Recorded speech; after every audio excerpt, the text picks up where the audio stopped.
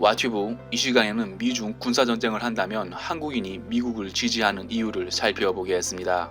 2019년 중국 최대 싱크탱크인 중국 사회과학원 아태글로벌 전략연구소 왕샤오링 연구원 보고서는 미국과 중국이 무력 충돌했을 경우 중국을 지지하는 한국인은 약 1% 정도에 불과하다고 밝혀 중국으로서는 난감한 조사 결과가 나왔습니다.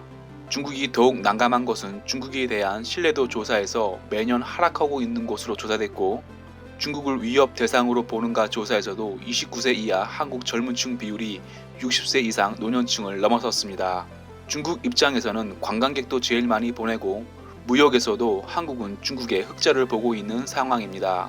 그렇다면 한국인들은 왜 이렇게 중국을 신뢰하지 않는지 생각해 보겠습니다. 1. 거만한 역사의식.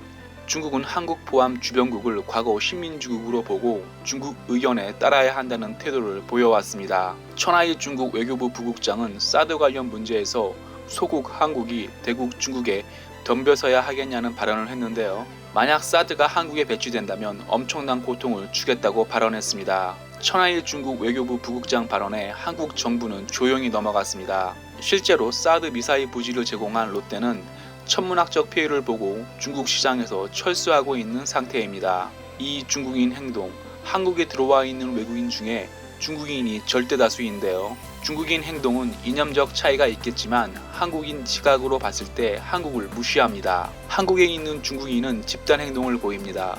실제로 티베트 독립을 지지하는 한국인에게 쇠파이프를 들고 한국인은 입담을 하며 집단 행동을 했습니다.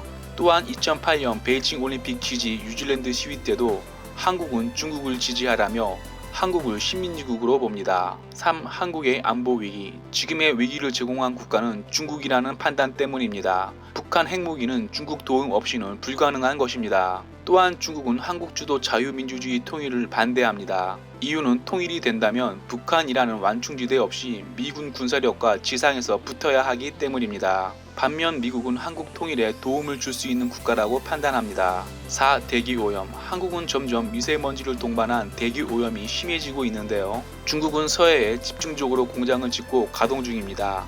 이것은 황사를 동반하여 한반도를 관통하고 있습니다. 그 결과 인천은 미세먼지 세계 1위를 기록했습니다.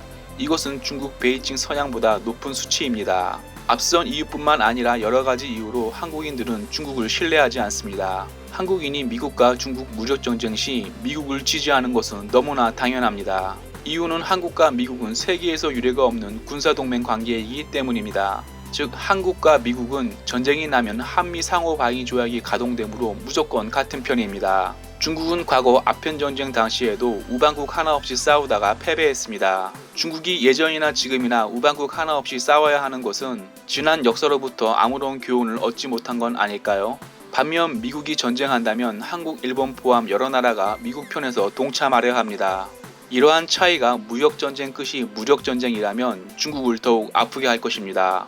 와튜브 마치겠습니다. 유익했다면 구독, 좋아요, 피드백 부탁합니다.